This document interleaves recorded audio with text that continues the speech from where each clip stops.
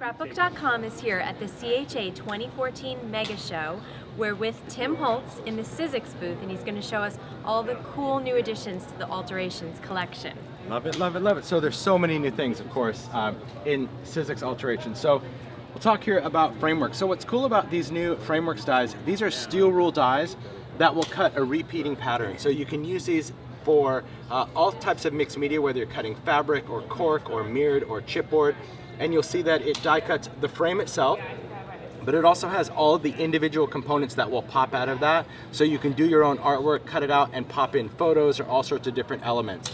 In addition to the inside piece being repeat, the entire pattern is repeat. So for example, if I cut this more than once, I can stack it to the right, to the left, to the top, to the bottom, and it will always continue all of the different patterns, whether it's honeycomb or lattice or chevron or any of the circles, which makes it really fun. And you can see some of the samples up here, how you can incorporate that framework just as a background, and you can also layer it over a texture fade. Makes it pretty cool. And you can see a lot of other different elements here. We've got some new shapes, including the trophy cup, the prize ribbon. We've got great shield shapes and large tickets if you're going to create books. We've got, of course, the jumbo tattered floral. Now the jumbo tattered floral is nice because you can use it for cards, but you can also layer it for home deck projects, like if you're going to put this on a lampshade or a pillow or anything like that. You can use all of these different elements. We have some new stamp and framelits, which are really, really popular because now you can stamp and then you can go in and die cut with the coordinating framelit die, which is really cool to go around that.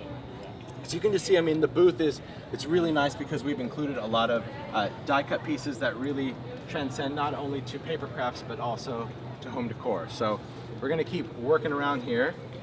I know, wow, fancy camera work. That's good stuff. All right, so here's also more of the alteration. So we've included some, again, that botanical influence that really complements the ideology line. We've also included kind of the large bee, the large dragonfly, and the large butterfly. And what's really cool about these are the steel rule bigs dies, but what these come with, and you can see this project down here, these dies are actually sold with the coordinating texture fade. So when you get this, you're able to die cut the shape, and then you already have that embossing folder that you can go in and emboss that detail pattern in with that, which is really cool. Some of the projects down here, you can see all of the great botanicals, even the succulents. These are all done with dies. So for example, this one under the dome, this is the tattered pine cone die from Christmas that we just use to create a succulent. These are all done from Debbie Adams, who is a Sizzix designer. She's just amazing. Here she created a botanical piece using the sand dollar, and this is the feather die from the inkwell. So you really get a whole idea that all of these new dies still coordinate and work with the previous dies. That's what's always, always important. We've got some new decorative strips, including some new greenery, the butterfly frenzy, which cuts all of these little butterflies, and this is to scale, so even these tiny little mini butterflies, as well as this great confetti. And what's fun about these decorative strips is really the layout of this, because you can use the shapes and you can also use the negative space. So here you can see a layout right down here from Mo Saha, how she used that confetti to create all of those bubbles. Let me just grab that just so you kind of get that glare off of that. Isn't that cool? A really fun way to incorporate the positive and negative of your die cut shapes, which is really fun. So in addition to the dies, this is something that people are excited about. We're going to talk Shadow Press. So this is Shadow Press. So Shadow Press is kind of a new concept to kind of the world of, I would say, embossing or debossing. We're actually referring to these as debossing folders, and they're sold in a set of 6 words.